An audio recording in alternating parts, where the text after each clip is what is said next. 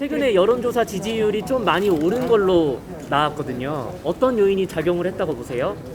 그건 뭐 당연한 현상이라고는 생각을 해요.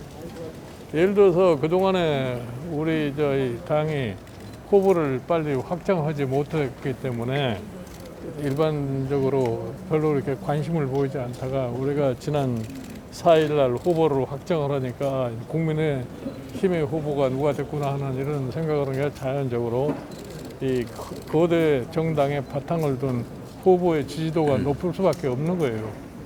그 내가 늘 얘기를 했지만 결국은 우리나라의 정당 시스템에서 거의 그 양당 제도가 비슷하게 운영이 되고 있는데 지금 우리 당의 후보가 확정된 이상은 야당에는 소위 국민의힘의 후보가 될 수밖에 없다 하는 것이 일반적인 여론이라고 봐요. 또 여러분들 아시다시피 지금 지난 한 20년 동안의 과정을 보면은 소위 국민의힘의 후보가 한 10년 가까이 9년 정확하게 얘기를 해서 서울시를 장악을 했었고 그 다음에 소위 지금 민주당이 박원순 시장이 한 9년쯤 했는데 9년의 업적을 비교를 해볼 것 같으면 과연 어느 정당이 서울시를 잘 운영했다고 하는 것을 서울 시민들이 되게 판단을 할 수 있을 거라고 생각을 합니다. 그래서 지금 우리 당 후보가 과거에 시장을 역임을 했던 오세훈 후보로다 확정을 했기 때문에 더구나 이번 선거가 1년밖에 안 남은 임기의 선거예요. 그러니까 누가 들어가야지 빨리 서울시를 안정을 시키고 시민들을 위한 실질적인 일을 할 수 있을 것인가 하는 걸 일반 시민이 생각하면 당연히 과거에 서울시를 운영한 경험을 했던 사람이 하는 것이 낫겠다 생각해서 그런 의미에서 사실은 우리 당의 경선 과정에서도 오세훈 후보가 후보로 확정이 된 거고 내가 보기에 이번에 우리 야당의 단일 후보도 오세훈 후보로 확정될 거라고 내가 확실하게 말씀을 드립니다. 최근에 어제 민주당에서요.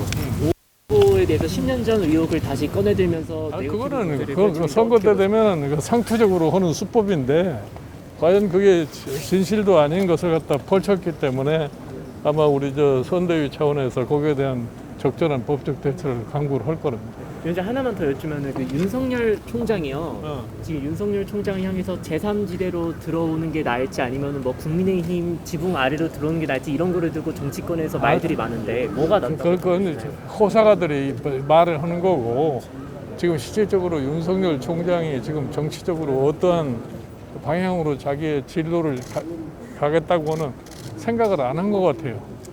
괜히 뭐 정치권에서 뭐 이러고 저러고 그냥 추상적으로 얘기를 하는 거지. 제3지대로는 어떻게 보세요? 제3지대로라는 게 우리가 과거에 제3지대론을 얘기를 많이 했지만 제3지대론을 가지고 성공한 예가 없어요. 위원장님, 황교안 전 대표가요. 오늘 페이스북 통해서 국민 속으로 들어가겠다고 사실상 좀 그거는 황교안 대표 개인적인 생각이지 뭐 그냥 누가 그런 얘기하는 걸 갖다가 억제할 수는 없잖아요. 오늘 어제 전날 밤 언론 인터뷰에서요. 이제 100% 일반 시민 여론조사에 대해서도 어느 정도 시사할 가능성을 좀 말씀하셨는데요. 좀 그럴 한 발짝 양보하실 생각도 있으신 건가요? 여론조사 방식에 대해서? 단일화할 수 있는 방법은 수십 가지가 있습니다. 모든 가능성에 마음을 열고 허심탄회하게 양 후보가 결단을 내릴 수 있을 걸로 기대하고 있습니다. 그 토론 횟수는 좀 어느 정도가 적당하다고 보세요? 토론 횟수는 사실은 많으면 많을수록 좋습니다. 그래야 두 후보의 속마음과 정책, 원칙, 비전 이런 것들이 충분히 유권자분들께 전달이 될 텐데 사실 시간상의 한계 때문에 그렇게 많이 할 수는 없고요. 그래서 새로운 제안을 좀 드렸습니다. 토론하기에 앞서서 단일화 협상이 타결되기 전에 비전 발표회를 좀 하면 어떨까 하는 제안을 드렸습니다. 그쪽에서도 긍정적으로 검토하시기 시작했고요. 그렇게 해서 토론에서 미처 소화하지 못할 수 있는 그런 서울시의 미래 비전에 대해서 양 후보가 소상하게 시민 여러분들께 알리는 그런 기회를 먼저 한번 만들어 보고자 합니다. 그럼 토론회 형식은 아니고 발표회 형식으로? 일단 처음에 시작하는 거는 그렇게 하는 것이 어떻겠나 하는데 의견에 접근을 지금 보고 있는 중입니다. 합의하신 건 아니고 아직까지 네, 그렇습니다. 네. 그 과거에 서울시 공동 운영 계획에 대해서도 어느 정도 구상을 밝히신 적이 있으시잖아요. 뭐 네. 그러한 부분도 아직 안 후보와의 가능성이 좀 남아 있다고. 예, 그 부분에 대해서는 서로 의견이 일치하는 것을 지난번 만남에서 확인을 했고요. 이제 그것이 어떻게 구체적인 방안으로 실현될지는 또 여러 가지 방안이 있을 수 있습니다. 그런 방안에 대해서도 이미 협의를 시작을 했습니다. 민주당 쪽에서 어제 제기한 투기 의혹과 관련해서 후보님이 이제 10년 전 이미 오보라고 반박을 한번 하셨는데 계속해서 민주당은 공세를 이어가고 있거든요. 뭐 한때 경쟁자셨던 고민정 의원도 계속해서 여기에 앞장서고 계시는데 좀 어떻게 보고 계시나요?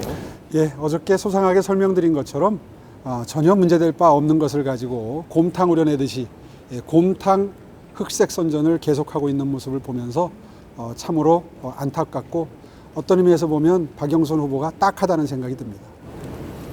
최근에는 그 안 후보가 뭐 그 일부 여성 의원들을 쫓아내야 된다는 발언에 박 후보가 가부장적이다라고 하면서 이렇게 비판을 하기도 했는데 이 발언에 대해서는 좀 어떻게 보시는지?